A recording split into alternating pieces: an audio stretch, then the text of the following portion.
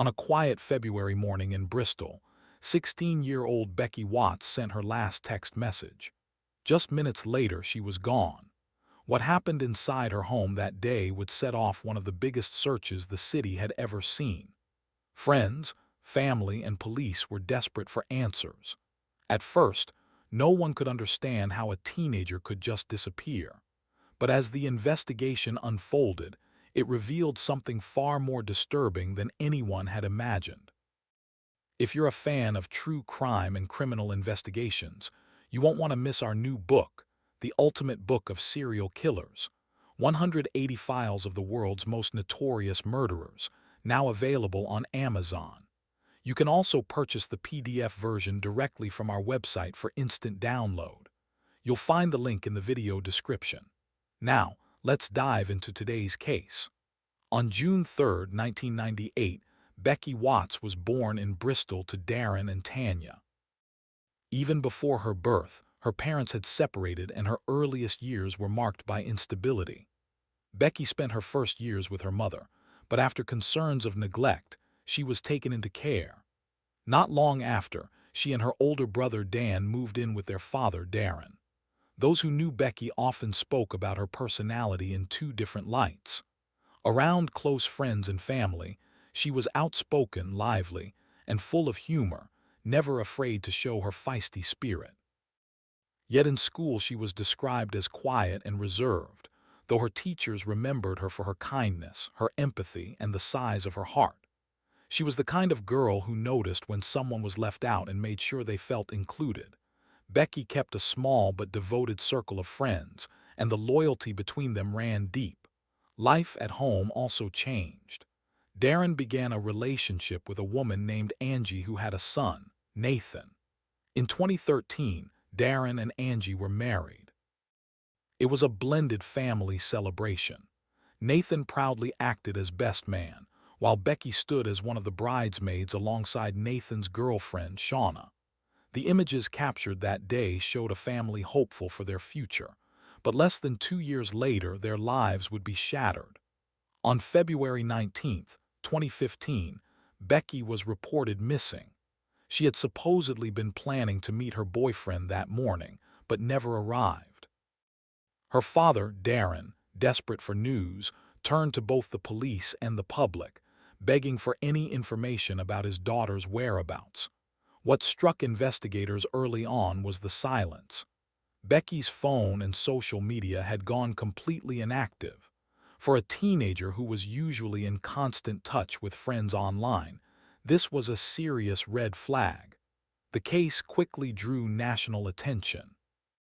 Media outlets across the country reported that Becky, just 16 years old, had vanished from her home in the St. George area of Bristol.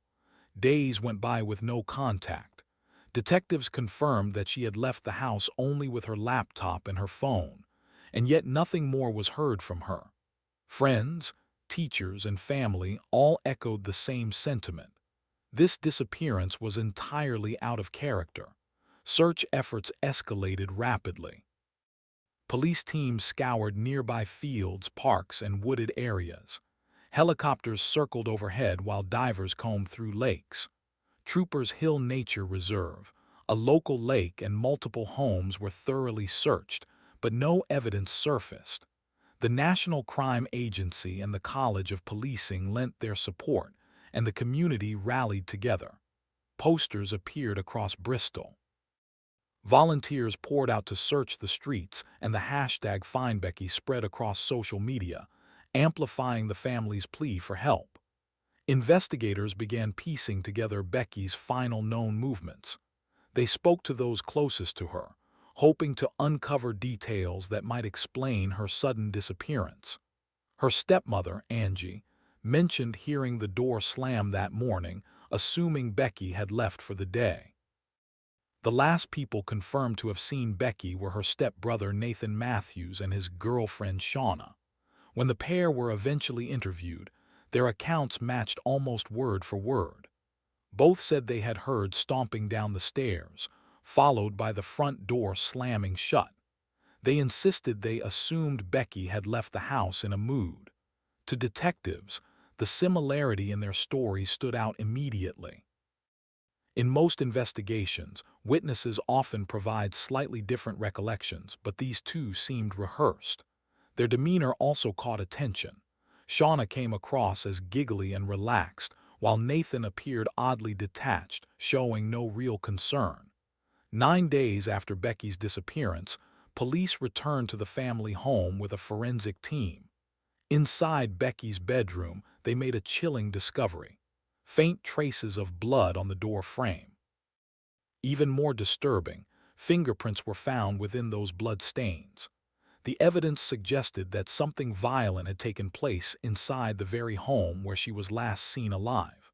Forensic results from the fingerprint found in the blood on Becky's bedroom doorframe came back.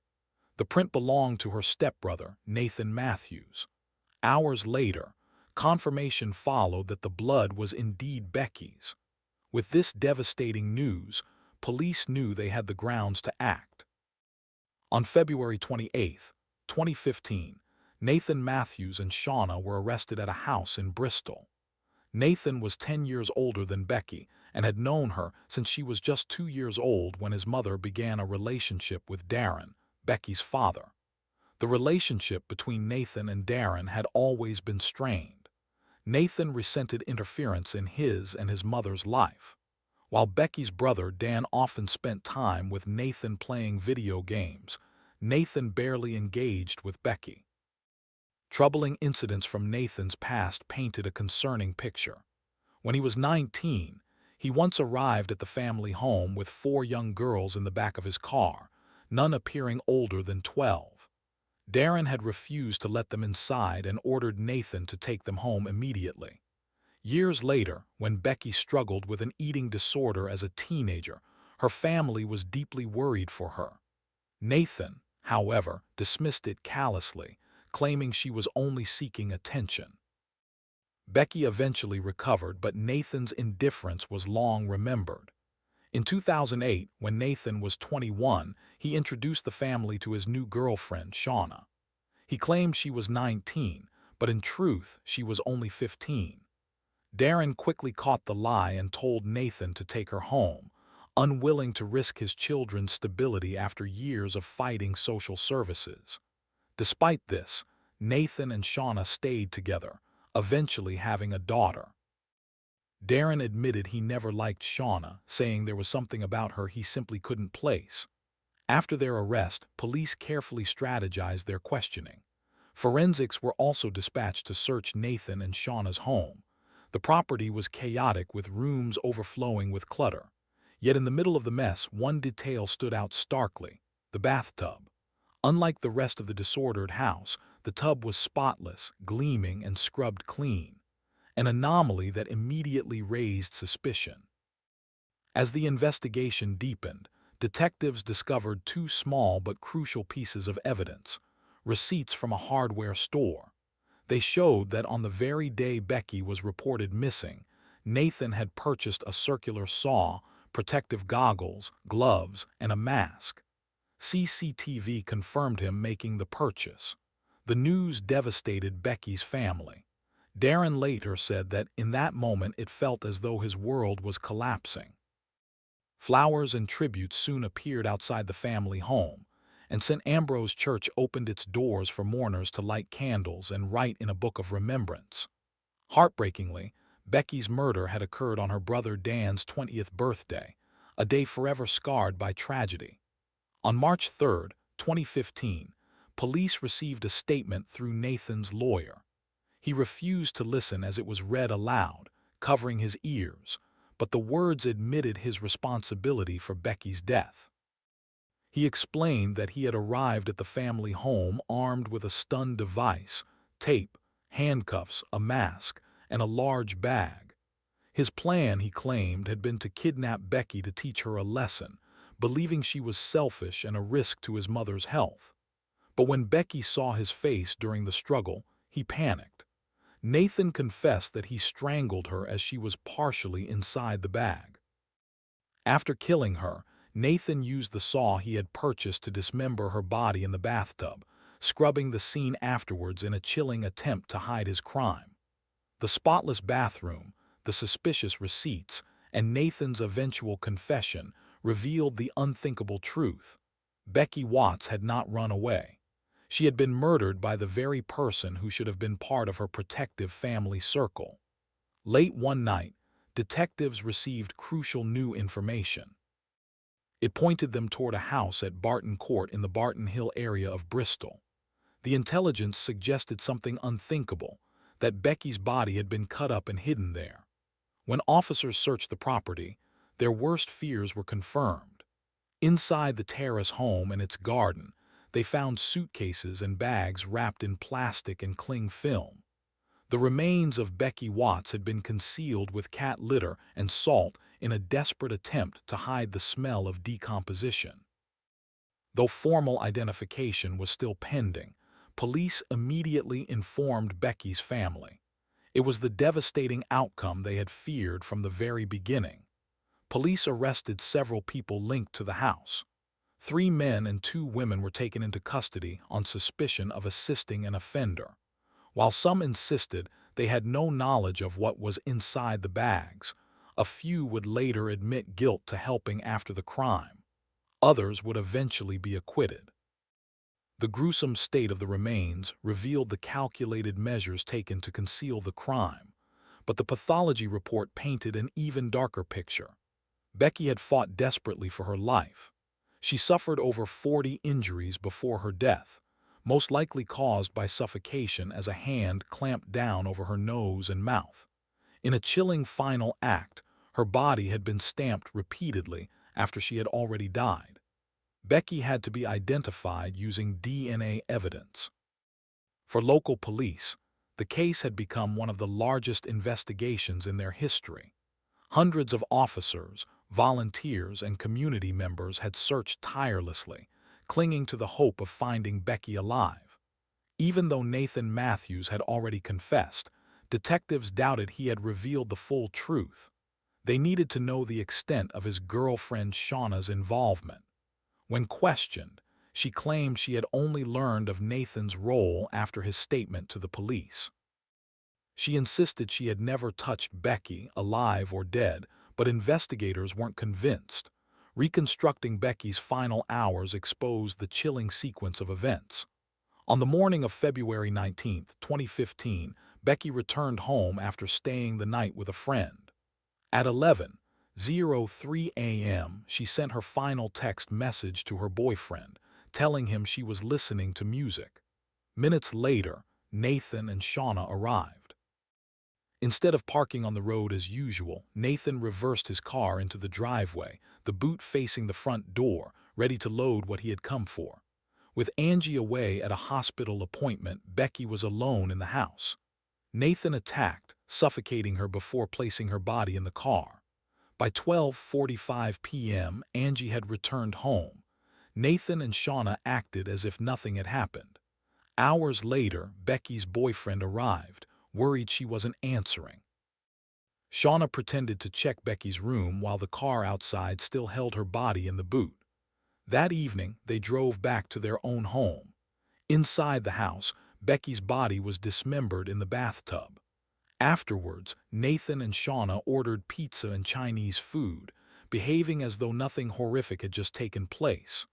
The following day, February 20th, Nathan purchased drain cleaner, gloves, masks, goggles, and a saw. Later that same afternoon, Darren reported his daughter missing, while Shauna even shared his plea on Facebook for Becky's safe return. Over the coming days, their actions became increasingly sinister. On February 21st, they bought bin bags, bleach, cling film, and rubble sacks. On February 22nd, they purchased more supplies, including sponges and tape. By February 23rd, police were knocking on their door, but the couple refused to answer. That same day, they searched "Find Becky Watts" on Google, and within minutes, Shauna phoned her estranged mother, someone she had not spoken to in years, arranging to visit her house. On February 24th, CCTV captured a white van traveling from Cotton Mill Lane to the location where Becky's remains would later be found. Investigators believe her dismembered body was inside that van. As Nathan Matthews continued to recount his version of events, the gravity of what he had done slowly began to show through. His original claim that the plan had only been to scare Becky into changing her behavior stood in stark contrast to the brutal reality. He admitted that he intended to bind her, silence her with tape, and transport her in the boot of his car with vague plans to frighten her further in a wooded area before releasing her. It was a twisted justification built on the belief that humiliating her would somehow force her to be more appreciative and less selfish. But his explanation revealed more than he likely realized. It was premeditated, organized, and deeply sinister. After 96 hours of questioning, Nathan Matthews was formally charged with the murder of his stepsister. Shauna, though not yet tied directly to the killing, was charged with perverting the course of justice. But investigators weren't finished. Over the following weeks, they pulled apart every aspect of the couple's lives. Phone records, internet searches, and deleted text messages began to reveal the truth. On Shauna's phone, officers recovered disturbing messages between her and Nathan. The pair had joked about abducting a young girl and hiding her in the attic. Shauna had once texted about seeing a schoolgirl she nearly knocked out to bring home. Internet searches revealed pornography centered around teenage girls close to Becky's age. The recovered evidence painted a horrifying picture. The crime against Becky was not spontaneous. It had roots in a shared fantasy. Forensics added more proof. DNA belonging to Shauna was discovered on one of the bags used to conceal Becky's remains as well as on a mask connected to the crime. With this, the case against her grew stronger.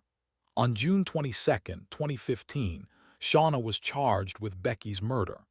Becky's funeral was held at St. Ambrose Church on April 17th. Hundreds lined the streets to pay tribute as her coffin, carried by a horse-drawn carriage, passed by. A white dove was released in her honor, symbolizing innocence and peace. While the service was public, her burial was private, reserved for her family. That October, the trial of Nathan Matthews and Shauna began at Bristol Crown Court.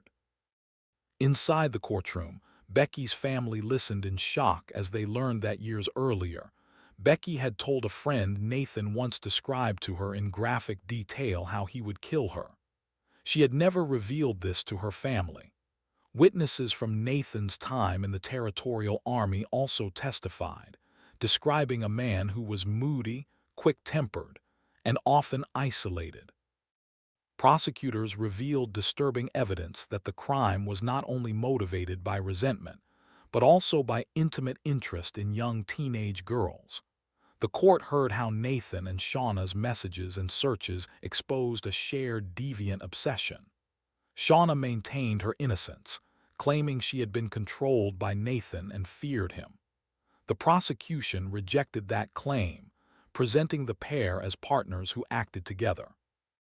Even Shauna's estranged mother testified, recounting how Shauna suddenly reappeared in her life after Becky's death, behavior the court saw as an attempt to establish an alibi. After weeks of harrowing evidence, the jury reached their verdict in just 3 hours. Nathan Matthews was found guilty of kidnapping and murdering Becky Watts. Shauna was acquitted of murder, but convicted of manslaughter and kidnap. The court concluded that the two had conspired to abduct Becky in a plan driven by both malice and intimate motivation. Nathan was sentenced to life in prison with a minimum term of 33 years. Shauna was sentenced to 17 years. As Nathan was led from the courtroom, he could not bring himself to look at his family, instead staring at the ground. The trial left Becky's loved ones shattered. Her mother, Tanya, described the unbearable pain of losing her daughter, saying it felt like living through the worst horror movie imaginable, except this was real. Darren, broken by the ordeal, wrote a book about Becky's life.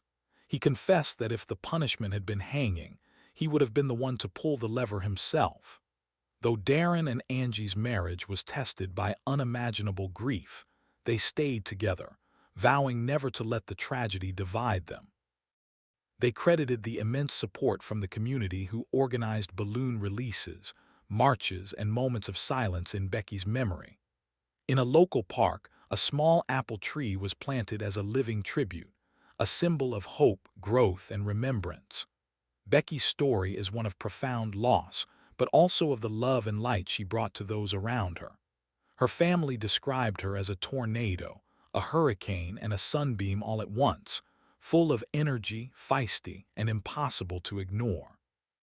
At just 16, her life was stolen in the most horrific way, but her memory continues to live on in the hearts of those who knew and loved her.